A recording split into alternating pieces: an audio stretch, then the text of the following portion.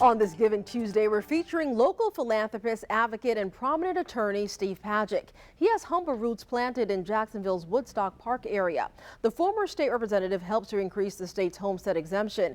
He's given millions over the years to help provide people with opportunity, and he continues to be an agent of change.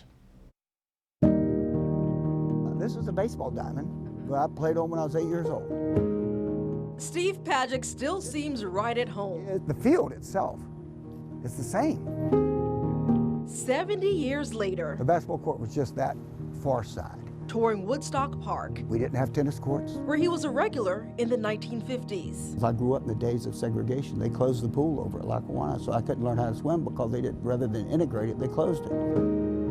About a mile away from his childhood home, down Beaver Street, lived a young Nathaniel Glover. Their paths would eventually cross as adults.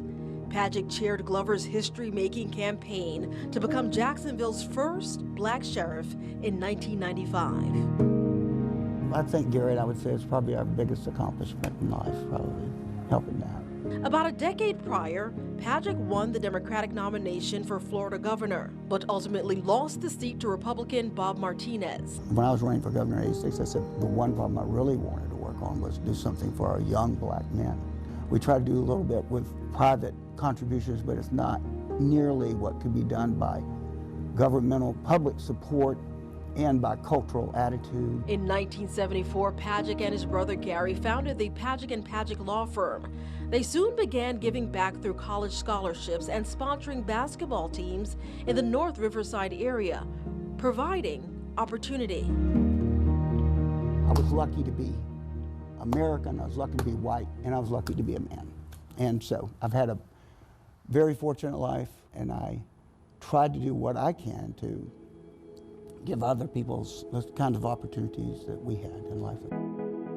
He grew up in a modest home, one of 6 siblings. His mother, college-educated, stayed at home with the kids. Pajcic's father, a carpenter of Croatian descent, only had a 4th grade education, but he understood its value. Our education value wasn't really career-oriented. It was more like it enables you to understand, cope with, enjoy life better. With his brother by his side for 58 years, the pair enjoyed life and each other. Gary and I have a secret door between our offices. We were so close forever. Gary died in 2006 of viral encephalitis, leaving behind his best friend. The two were born just 14 months apart. I'm thankful for the time we had together. And then secondly, and this is very important, that I think it makes it easier if you have a really good relationship. It actually makes it easier because there are no regrets.